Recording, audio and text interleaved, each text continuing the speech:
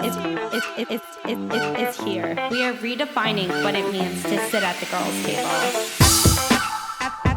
Hello, everybody. Welcome back to Girls Table, a podcast where founders, careers, and investors share their stories. Today, I'm joined by Ana Lorena Fabrega, who is an entrepreneur, writer, and the Chief Evangelist at Synthesis School.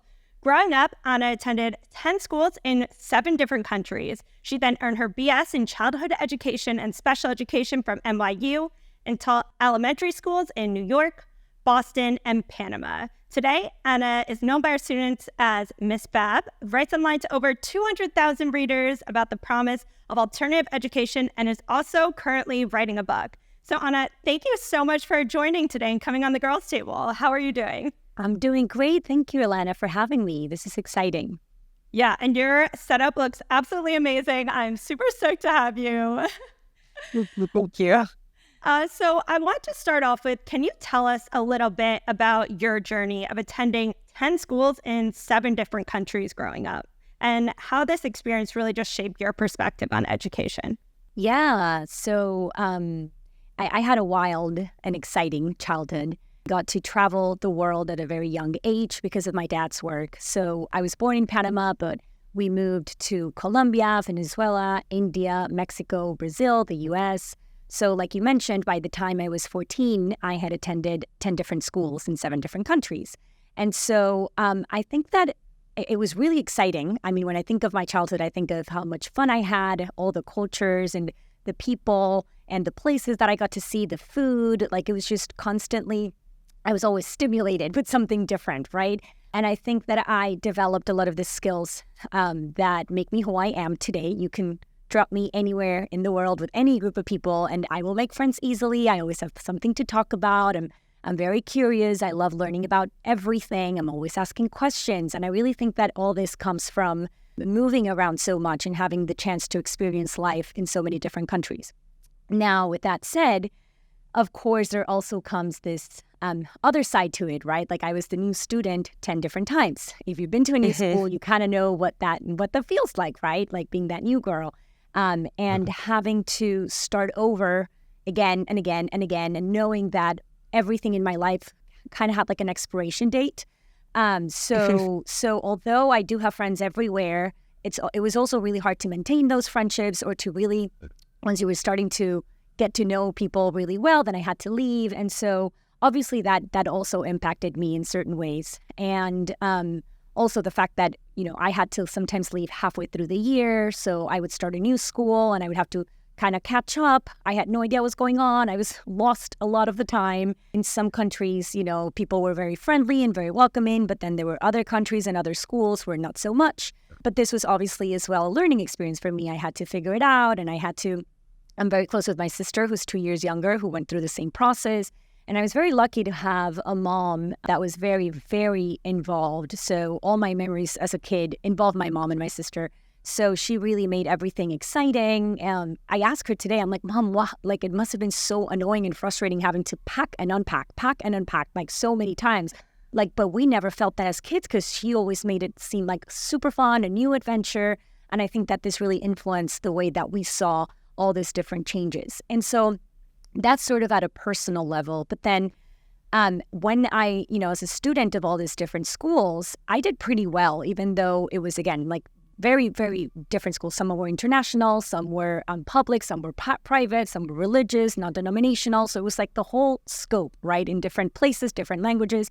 Yet school pretty much looked the same, even though they were very different places. And I realize now, obviously not the moment, but now after thinking a lot about what has motivated me to do what I do nowadays, it all came from realizing. So I did fairly well in all these places because I learned quickly what I needed to do in order to play what I call the game of school, right? In order to pass and not get in trouble. So I knew how many times I had to raise my hand to get that participation grade, what I needed to say so that, I would please my teacher, when I needed to shut up and not ask questions, even though I really wanted to know why, but I didn't want to get in trouble. And I realized that when you ask questions, you get in trouble. What I had to do, like the minimum effort to pass, whatever, or do the homework or the worksheet so that I could actually do the things that excited me. And so this is what I call in my book the game of school. And now the game of school doesn't really translate to the game of learning. Like, it doesn't really mean that I was learning anything. It just means that I had picked up on all the shortcuts so that it would appear as if I was learning.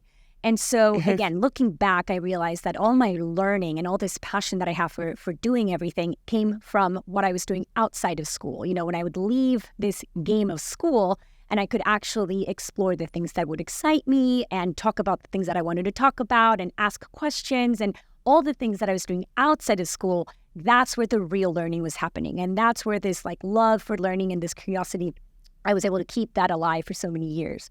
And so I had this natural way of explaining things that would capture people's attention. I loved talking and working with kids. And so I decided I wanted to become an educator. I was very interested in teaching and learning from the new generation of kids that are going to be shaping our future. And so it wasn't until I started student teaching as part of my degree program in education, when I started to see the students, you know, different students in New York City, in different schools.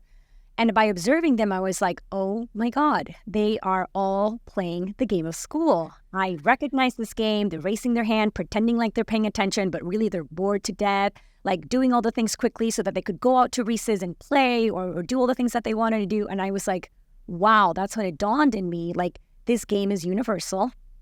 These students are also probably not learning, right? They're just playing this game. And it was very frustrating because I was like, well, I really want to become a teacher, but how are we going to fix this? So I did try to do things differently in my classroom because I had this very present. So I tried to engage students in projects that they were really interested in. I would try to start with the things that they were curious in. But this was very hard to do because there was a curriculum that I had to follow and there were assessments I would have to give and certain things. And so although I did do things very differently in my classroom, and I talk about this in the book, exactly what were some of those things that I did, it was very hard to maintain the change that I was causing in my students throughout the years because they would graduate from my classroom and then they would move on, sometimes to great teachers, but different grades, and they would start to lose that love for learning and that interest in things like reading and writing just for the sake of it.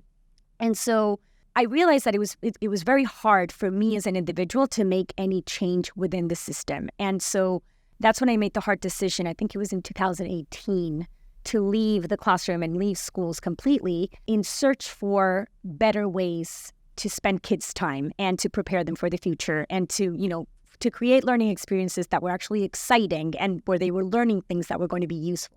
I didn't know where to look. I was kind of like lost. And if you want, I can get into like what happened next. But basically, to answer your question in a very long-ended way, all that moving and being that student so many times in different countries, and then remembering what I did and watching kids, you know, 20 years later playing the same game, that's when I realized, and that's what inspired me to say, that's it. I need to leave the system and I want to look for better ways to do this outside the system. It's so funny because when you were talking through all that, I'm really thinking back to my childhood experience. And I went to a private school growing up. There were 12 kids in my grade, and I really was that kid who did everything I needed to look like I was the best student. But in my head, I didn't really care. And it took up until going to high school where they actually did a project-based learning where it finally hit me where I'm like, wait, I actually enjoy this and I enjoy it. And it like made it different for me to learn and take away from what was kind of taught to me. So I think it's super interesting that you did that and that you changed your philosophy, because I feel like a lot of teachers right now just base everything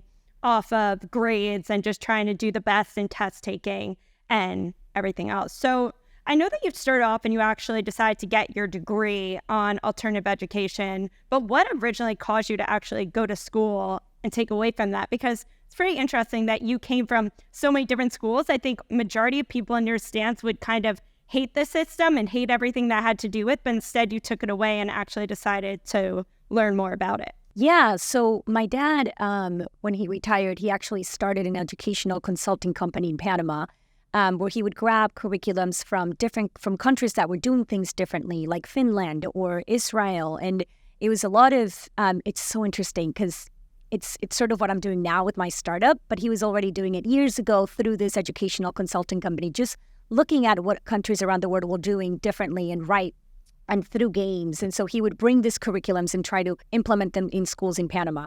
And so I was there for a summer, and I thought that was fascinating. And I did an internship in the company, and I started working with kids.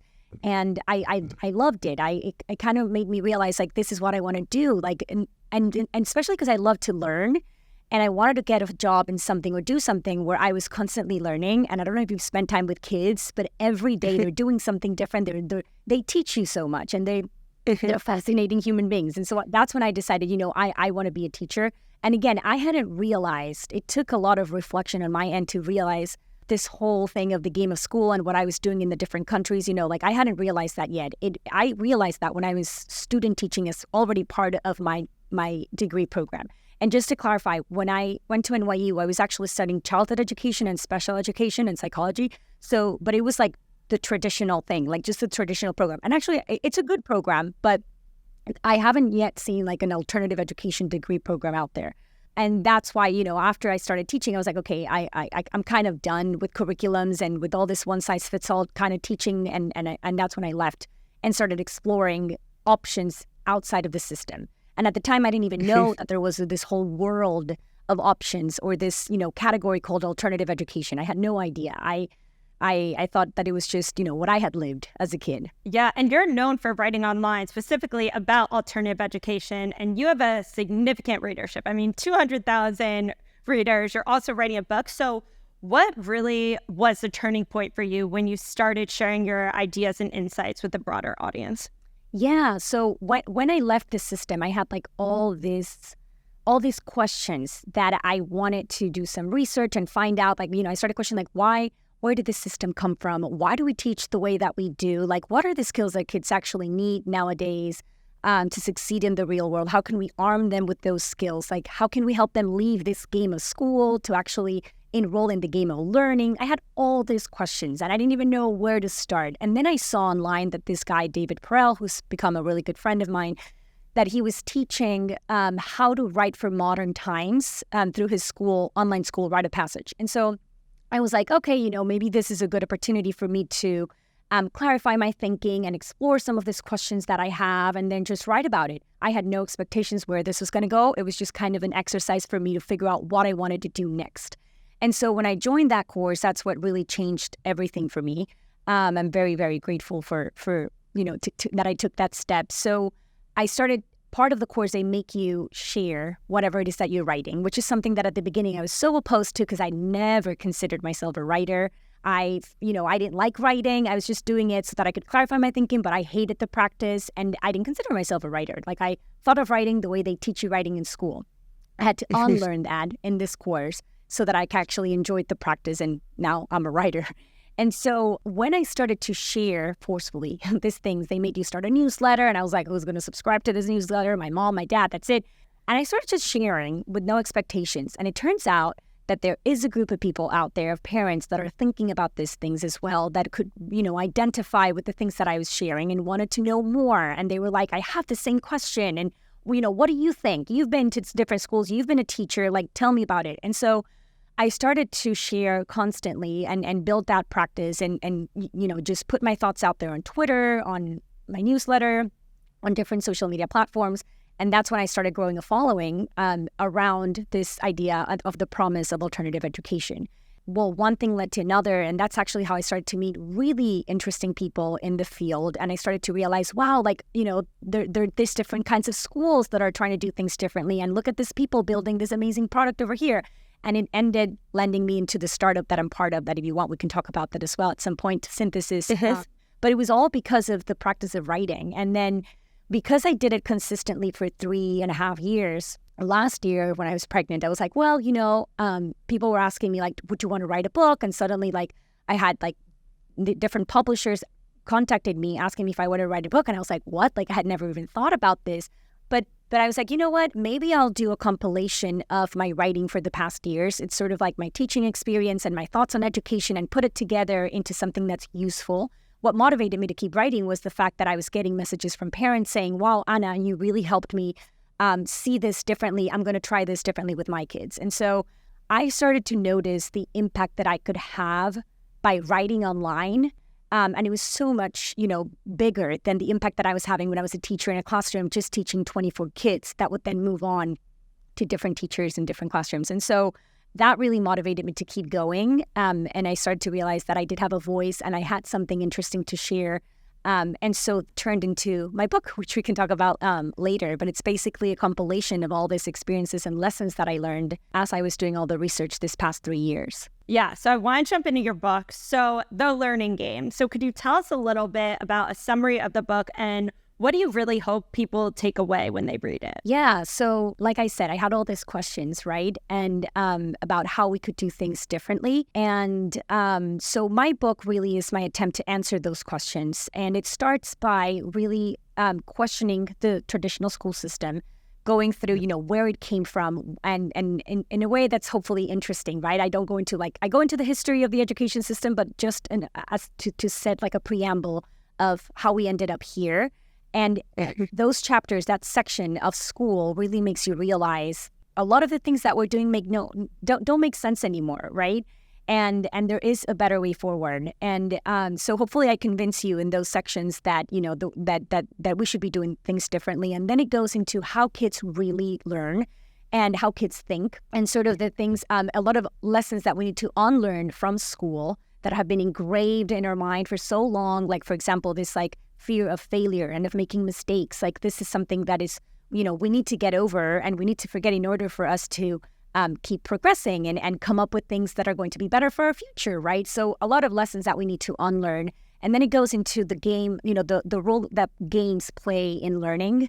And I also go into video games, I go into actual games, but just the role and the importance of injecting that element of fun in the learning process. And then I go into some mental models for parents of things that they can do at home and things that, if you can't pull your kid out of school, what are the things that you can do to ensure that you are helping them succeed and be happy in the future. And I also go into different options, alternative education options for students. And hopefully what you get out of this book is ideas to design a new learning game for your kid that works for your family and tools and techniques to prepare kids for the real world, considering that they're not really learning that in school. So that's kind of the overarching ideas of the book. The way that I write is that I love to read and learn about things outside the education world. So from the worlds of finance and sports and entertainment. And then I find what's best out there.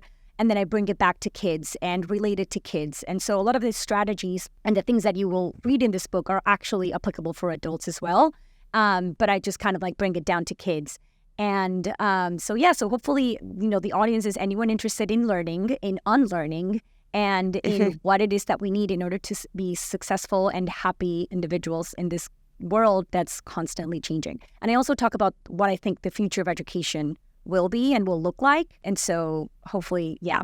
Can you give us a hint into that? Because I know that you're already working on synthesis school, which we're going to get into next. But how does that correlate to where you see the future of education going? Especially, we're all saying it, AI, technology, you're seeing that AI tutor, which we're going to get into. And it's just how does all this come into your vision of what it will be like to go to school in the next 10, 20 years? It's interesting because we've been talking about the role of technology in education for a while now, and there are a lot of educational, edtech startups that have been creating products to use at schools that I, as a teacher, got a chance to try a lot of them, a lot of the apps and the iPads, and when you put a smart board and this and that, and people are calling that the future of education. And it's no, what you're doing there is you're just kind of adding stuff to facilitate either the teacher's job or maybe find a better way to assess students, but you're just adding things to the system. You're not really transforming or changing the way that we teach and learn. The outcomes are pretty much the same, maybe a little bit more efficient in terms of logistics, but you're not really transforming the teaching and learning practice. You're not really solving the problems that I talk about in my book that are really concerning. That kind of raised another set of problems. Again, I used a bunch of apps to teach my students math and to teach, reading and this and that. And what I realized was that a lot of what was happening, we were just kind of gamifying, but in the wrong, and I talk a lot about this in my book, the difference between gamification and pointsification and what real gamification is. Basically, with these apps, you're giving students incentives like points and, the piggy bank and the characters and the colors and all this stimulation, so that you're tricking them into learning and, to perform certain problems to get to the right answer and this and that. And they're learning kind of like processes about math, but they're not really achieving understanding. And they're motivated by the coins that they get at the end of the game or the character or this and that. Like, there's very little learning going on. And what I noticed was that after the tests, they would forget most of the things that they were learning. So again, these kind of like edtech solutions, in my mind, were not really changing anything. I spoke to a lot of people when I started writing online and exploring the alternative education space that were presenting to me what they thought was the future of education with this kind of solutions. And I was like, no, like this just doesn't seem interesting to me. Then I spoke to this guy called Chris Frank, who's the CEO of Synthesis now. And he was the one, he had been following my work for a while. And he's like, Ana, I have something that actually will blow your mind. And I was like, okay, like, let's see it. And so he was working with Josh Dunn, who's the other co-founder of Synthesis, who actually was the person that Elon Musk hired in 2014 to create a school for his kids, because Elon, very much like a lot of us parents, have realized, my kids are not learning in traditional school. They're bored to death. Like, this is not exciting. They're not learning how to think for themselves. And he quickly realized, like, I have my kids in the quote unquote best school in LA. And if they're not teaching them these things here, they're not going to learn them anywhere. So I'm just better off creating my own thing for my kids. And so he hired Josh Dunn, who was, what he considered the best teacher at that school. Now that I know him personally, I agree. He's an amazing individual, brilliant. And so Josh created this school called Ad Astra at SpaceX for Elon's kids and the sons and daughters of the SpaceX employees. So it was a school that had about 48 kids. And they did things very, very differently. So they did not have to adhere to the Common Core standards or to like any specific curriculum. There were no grade levels because Elon believed, and we believe this as well, that just puts sort of like a limit to your learning. So kids were surrounded by older kids and younger kids, and they would just give you open-ended problems and get you to learn, at whatever pace that you would go. And what you started to notice was that the younger kids were learning stuff that they were not really exposed to in school until older. But because they were, given the tools and being exposed to it, they were able to do it. They wanted to copy the older kids. And the older kids would learn better because they were teaching the younger kids. So it worked really well. And so this became sort of a model school for lots of people around the world. They would go visit, and it was incredible. And there was this one particular class at Ad Astra called Synthesis that was problem-based learning. So Josh would create all this like real life scenarios and problems like, oh, you need to build the Tesla supercharger, and you would put kids in teams. The idea was that they would collaborate and compete, right? Two skills that you need in the real world. And then you had to really think for yourself and deconstruct all these problems without instructions and with very little adult intervention. And the kids had to just figure it out.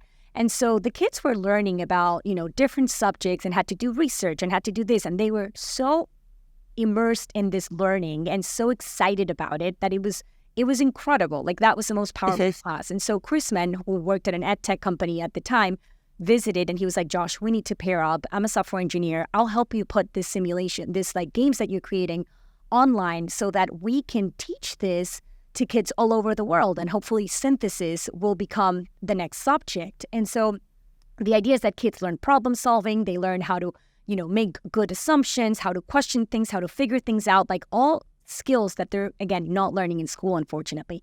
And so when they asked me to join one of their beta testing sessions, it was still in stealth mode, and I was blown away because you had kids from all over the world joining this like spaces, different ages, like 7 through 14 was at the time, and they were playing these simulations where they had to solve these really complicated challenges, and they kept failing, and they would pick up and they would keep going. And then the way that they were communicating and the skills that they were using, it was incredible.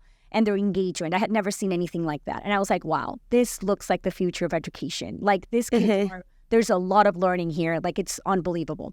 And so they asked me to join them. It was just them two, and they wanted somebody to help them share what they were doing with the world. And since I had an audience around, alternative education, and I was so excited because these were the things that I was already talking about, I was like, sure. So I started talking about it and sharing it with my audience. So we got our first customers and investors and teachers. And so Synthesis became a thing. And so it's been 3 years now, and we were working on the Synthesis 2.0, like the second part of it, which was, okay, we already have sort of like this real world scenarios where the kids are solving real problems. They're learning how to think. They're learning how to ask good questions and seek good explanations. Now, and they're learning all these kinds of mental models that they can apply to the real world, like the kind of thing that will prepare you for the future. But now, what can we do to teach now core academics like STEM, which is what we were really interested in, but in a more efficient way and in a way that, and in a shorter span? Because one of the big problems with the education system is that kids are stuck in classrooms for 7 hours a day, 5 days a week for 12 years, like the most formative and important part of their lives, right? Childhood. And so a lot of what we're doing in the classroom, and again, I was a teacher in, 3 different countries and a student in many different schools, we're not teaching and learning all day long. And the way that we do it is definitely not the most efficient. The most efficient way to teach and learn is if you had a personal tutor. Now, of course, this is not doable in person because, we don't have the resources for every person in the world to have a personalized, tutor the way Aristotle's did. But do we? So we started thinking about this, like, what if we create, using AI and using, finding a way to incorporate the human component, a digital tutor that will actually teach all the hardcore academics and subjects in a more efficient way and in a shorter span, so that kids do it maybe an hour a day, and then they have the rest of the day to go out and play sports and enroll in anything they want to do and do synthesis games and, maybe they're entrepreneurs and they want to start a project, whatever it is that they want to do with their time that's not sitting in a classroom paying attention to a teacher and not really doing anything else. And so we've been working on this for the past year and a half, and we launched it about a month ago, the synthesis tutor.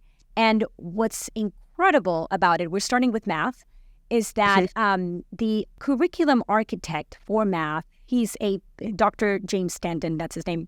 He's a PhD professor from mathematics from Princeton. He's written over 26 books in math. He's won 10 awards for excellence in teaching. So he's a really good teacher. And when you talk to him, the way he talks about math with this passion, he has the perfect combination of knowledge in his field, which is math. He knows how to work with kids and how to teach, because that's an art in itself.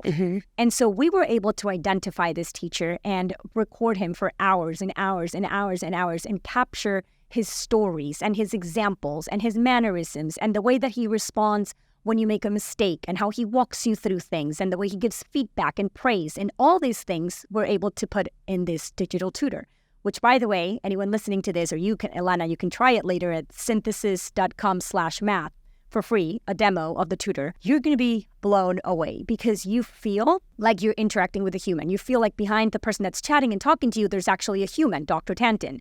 You really feel like he's the one teaching you because we've been able to capture him. So now kids all over the world have access to Dr. Tanton and are able to learn math with Dr. Tanton. And what's incredible about this technology is that it was developed by DARPA, the Department of Defense, many years ago. They were trying to develop something else. They ended up creating the digital tutor. And students that went through the program, I think it was 18-year-old students that went through the program, through the tutor for 16 weeks, were able to outperform Navy SEAL experts that had been in the field for 10 years. So the tutor, it's really promising, and there's a lot of research that we can share on it, on how it works. And so we were able to partner with the guys that created this tutor to create the synthesis tutor so we can now teach these subjects to kids all over the world. So it's very promising. It's very exciting. The way that the kids talk about it, it's like, oh, it's real. It's a human. And so one of the things that I was like, if we create a digital tutor, I'm very concerned about the fact that we won't have that human element. And that human element is so important for learning. It's there. You feel like the tutor has feelings, the way it's funny. It will throw jokes at you. It will remember the things that you're doing and come back to you with personal stories. It's beyond, and we're still working on it. Again, a long answer to kind of share what I believe the future of education will look like. Something like this, using a digital tutor this way to cover the hardcore academics so that then kids can free up the rest of the day to do the things that, they want to do with their time. So the AI tutor, I've seen the thread that Crispin put out. It's so cool. But for the listeners who haven't seen it, what type of questions can you ask the tutor? How much knowledge does it actually have from taking a standardized question on one of your tests to just asking a simple addition or subtraction question? Yeah. So no, actually, the way it works is Dr. Tanton creates the curriculum. So he started with binary numbers, right? So the way computers work, something that, we don't learn sometimes, not even in college. And so this is what you can try when we finish talking. You can actually just try it at synthesis.com/math. and you will learn binary numbers in however long it takes you to go through the thing. So it will start showing you different examples and talking to you and asking you questions, and you can either type back or you can talk back. And you have a workspace to the right where it's showing you different things that you can click, you can try. You have like your workspace. It will kind of like talk to you like, Elana, I would try that again. Why are you doing that? Like it will talk to you as you're going through it, and it will give you the chance to try it before kind of correcting you or helping you find the answer. And so it's like different. So if you go on our website at Synthesis, it will walk you through the curriculum that we currently have. So we start with binary numbers, and it will teach you prime numbers, and it will teach you like ancient math, blah, blah, blah. So we're building the math curriculum. So it's like lessons that it walks you through. And then it depends on how fast you go through them, right? Like some students will breeze through them because that's the other thing. We don't want to bore you if you already know the content, right? But what surprised me from a teacher's perspective, I mean, in addition to the things that I've talked about, how in school I would see the kids, again, motivated by the points and by the stickers and the characters and this and that. If you look at the tutor, there are no characters, no colors, no. It's very like straight up. And it's so exciting for the kids. And the kids just can't stop doing it. Why? Because they're actually achieving understanding. So what's motivating them is not the points or the colors or the characters, is the fact that they're like, oh, I finally understand math. Like I can see, and that's so exciting because math is such a useful skill in the real world. And so that to me is like revolutionary. The fact that kids are motivated by the fact that they're learning, that they're really learning, not to pass the test, not for the answer, but just like building that number sense and that understanding. That's so funny because I ended up studying accounting really because I saw like how A equaled A and how B equaled B, like debit equal credit, whatever the case may be. And that's why I picked accounting, because I could finally get to the answer and confirm it was correct. So it kind of goes hand in hand with this AI tutor. Now, for the older generation that's probably listening to this, and for you as a teacher, like feel like there's a lot of pushback. Like you had that hands-on experience with the kids, you walk them through it, you sat with them. But as a kid, you're kind of throwing them now into a computer and technology. So are you seeing this affect kids in a year, in 5 years' time? And are you scared that now they won't have this same interpersonal connection with people because they're really learning from technology now? Like they don't need that tutor sitting with them and teaching them. Yeah, so no, because now you have, again, it's hard to explain it, like you have to go through it to understand. But again, we've been able to create something like a teacher that's infinitely patient, infinitely caring, that will sit with you and has all, like I was a teacher and I considered myself a good teacher, but I did not unfortunately have all the time in the world to sit with every student that was struggling and give them my undivided attention and sit with them until they finally understood. Like I would have loved to do that, but I could not do that. I didn't have the time. I didn't have the resources. I had 30 students in my classroom, like there was no possible way I could divide myself. But now students finally have someone, and I'm going to use someone as if it were a person, because again, I feel like it's Dr. Tanton, that is there for you throughout the entire thing. And again, it's adaptive in a way that apps are not. Like you have some apps that, they remember what you scored and this and that. No. This tutor remembers the kinds of mistakes you did and your thought process, and it will bring you back to that in a way, or it will remember the stories or the examples that you're talking about and bring them back again later. So it's relatable. It's crazy, but it's like relatable. And so it's really interesting because when we talk to parents, the parents are like, my kid really feels, like they're concerned because they're like, my kid feels as a human and it has feelings. And sometimes like, at the beginning we had one parent that was like furious because we had a bug. And so the kid was getting the problem right. This was at the very, very beginning. And the tutor kept making it wrong. And the student was like in tears because the student really felt like my teacher won't understand that what I'm trying, like it's correct. Why does it keep telling me that it's wrong? And the parent was furious because it was like, you've made my kid believe that this is a person. And so to us, that was like, that is actually incredible because again, that human element is so important for the learning process, right? If you feel like it's a machine, you're not going to learn the same way as if you feel like there's a caring adult behind that's helping you and, and that wants for you to learn. Like that's psychologically, it's very important. And so I am not worried about the fact that, that the kids are learning from a computer. Because again, it's so interesting because when I talk, we also have we have math and we have complexity science for 7 years old, which is crazy, like 7 through 18. Yeah. I was talking to the teacher that's developing, his name is Joe Norman. He's a complexity scientist. And he was telling me, you know what, Ana, it's crazy because I'm developing this and like the content and it takes a while to do it because there's so many like nits and grits. And he's like, but then it gets to the point where once it's rolling and once it has all the feedback and all that, and it's so much better than me that I created it. It's insane because of all the different comments that you put into it and the feedback that it grabs from the student. And he's like, so much better than me that I created it, you know? So it turns out, so that's incredible to me. I'm not worried about that. And then the second part that you said that concerns you, which is actually very relevant because it comes up a lot in my conversation with parents, which is like, what do you think kids are missing since they're not really learning from a human? What about like the social aspect and this and that? But remember that what we're doing is we're condensing all the learning time in a more effective way so that kids can learn in an hour or 45 minutes what they would learn in school in 7 hours. And so now they have the rest of the day to go out and play, to go out and learn about other things, be around kids, like do anything that they want to do because they already got the learning out of the way in a more effective and efficient way.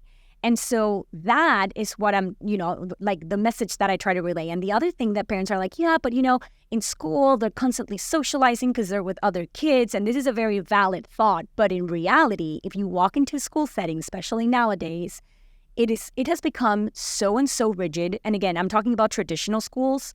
Obviously, there are exceptions. Obviously, you have alternative education school. You have like Montessori schools and Reggio Emilia and Waldorf, completely different. And the amount of time that kids have to socialize or to talk to other kids without getting in trouble or to participate, it's very, very little. Like to the point where you ask kids, like recess has been cut back universally, like especially in the US, but like to the point where kids are going out 15 minutes to recess. That's the time to socialize. Like lunch, that's the time to socialize. But in the actual classroom, like it's the teacher talking most of the time. And the students, even though, there are some exceptions, of course, that's the norm, kind of the norm. And so now this is different because now kids are, again, learning with this digital tutor that is infinitely patient, infinitely caring. It's there for you until you get it. And then they're free to do all these other things that they want to do, and socialize in a real way. So in the future, in these 5 to 10 years' time, do you really see kids like waking up, going to their computer, learning the lesson from the AI tutor, and then maybe going into a group setting to go play a sport, go dance, go whatever their hobby is? Like, is that what you see as the future? Like, there is no school. It's like you learn from your tutor and then you go out. Okay, so let me clarify. I don't think we're going to get rid of traditional schools. Like, I think those institutions, unfortunately, are here to stay for a while. Especially because not every parent has the, and in fact, it's like very few parents actually have the possibility to, like school, one of the big problems is that it's a babysitting place, right? So it's a place where you go and you drop your kids off so that you can go to work for the entire day and then you pick them up or then they go back to, your place and that's it. So a lot of parents, that's their realities and they don't have anywhere else to drop their kids. So I think that's always going to be there. But for a lot of parents, yes, there are a lot of parents that work from home or that can actually, so I last year I invested in this company called Moonrise, that they are building this amazing learning centers, and they started I believe in Atlanta, and then they're going to hopefully build all around the US and then around the world. But it's these beautiful learning centers where you can drop off your kids from 7 a.m. to 7 p.m. and they get, their facilitators, adults inside that are taking care of them and helping them, but they bring with them whatever it is that they're doing. You have homeschoolers, you have kids that are in their iPads working on synthesis or, maybe doing the tutor. You have kids like working on different things, but they're like in this really cool, beautiful space with other kids from different, grades and different ages and this and that, and adults that are supervising them.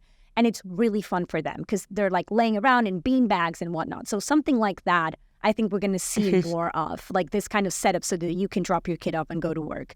But then also you saw the rise of like learning pods and micro schools during the pandemic, which are like groups of students that like 7 to 9 students with a teacher. And now you have things like Prenda that actually like this education company that like EdTech company that helps you set up these micro schools and these pods so that you are sending off your kid to maybe like a neighborhood house or like, some like really close to home, and they're there with other kids working on their things. But again, it's a more casual learning environment. They do lots of projects, and it's not like that rigid school setting that we're used to. So I also see that as a possibility.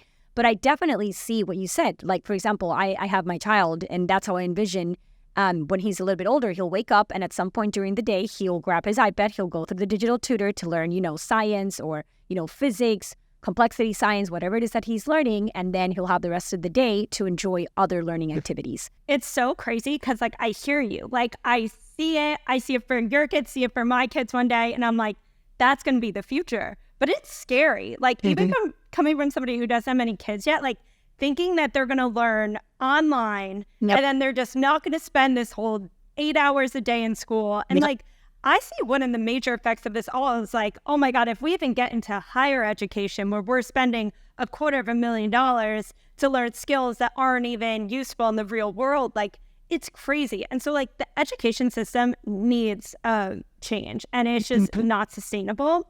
But coming from somebody who doesn't even have kids yet, like, it's very scary to think that they're going to learn digitally and then have all this time, because you think in your head, you're like, wait, but they're learning that whole day in school, and they're in school for a reason, and the teacher's teaching them. But like, I mean, I know it. We all went to school. Like, we are not learning for 8 hours a day. No. We are not meant to pay attention for that long. We're not. So what is the future of synthesis school then? And how, given that you guys are now working on the AI tutors, given that you guys really focus on problem solving, where do you guys see the future of where you guys are headed?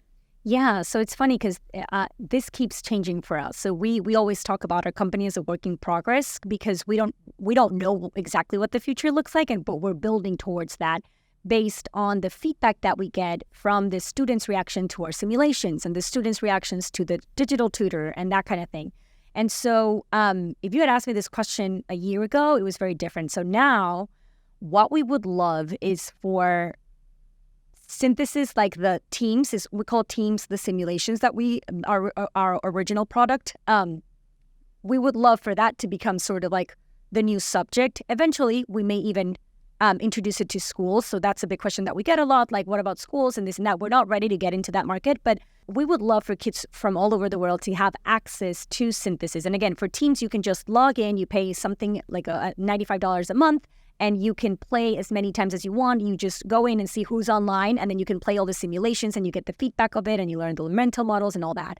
And then, so hopefully kids from all over the world will have access because we'll continue bringing down the cost, hopefully to give more access to people through the teams. And then we would love to cover all the subjects. But again, it's going to take us time because it's very hard to train this tutor so that it's as good as it is right now. And it's going to keep improving, right? But ideally, we would love to have the digital tutor cover every single subject and be able to offer this to kids all over the world, whoever wants to learn this way. And again, the results speak for itself, right?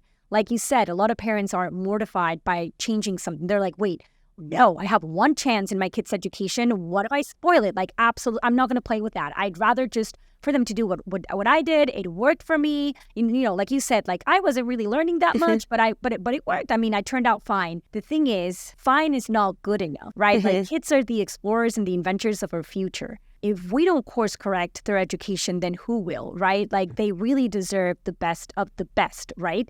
And so that's what we're trying to create. We're trying to create not something that's like good enough, no, like the real thing. And whoever believes in what we're doing and supports what we're doing, then they'll enroll their kids in it. But again, the results, we're still finding ways to track because we don't want to fall into the trap of making assessments what drives the learning, which is what happens in schools. And so we're working really hard on finding a way to measure what we're doing. Again, the tutor is adaptive, so everything's recorded there, so you can see what the kid has learned in their progress. But we're trying to find a way to quantify it a little bit more so that we can show to parents and this and that, and they can calm down about, this kids will be able to pass the SATs like with flying colors or any standardized test with flying colors because they're learning math and all these subjects from the bottom up, right? Like really, like what we call like from first principles.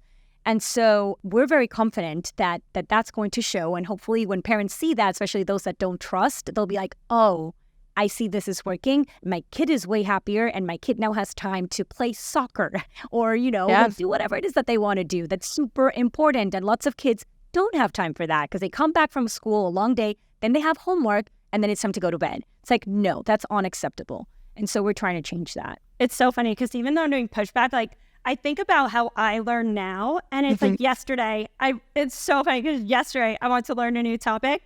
I went to ChatGPT. I was like, teach me about this. And then I was like, okay, dive deeper into this. And I probably had a conversation for an hour and a half trying to learn because I was deciding if I was interested in investing in this company. And I'm like, I learn by AI. I really just spent like an hour and a half, 2 hours asking ChatGPT. And it's like, okay, if you have some, like if you're a kid and you're learning from this teacher, I mean, that hands-on approach of just like teaching you and working one-on-one, I think will definitely be super important in the future.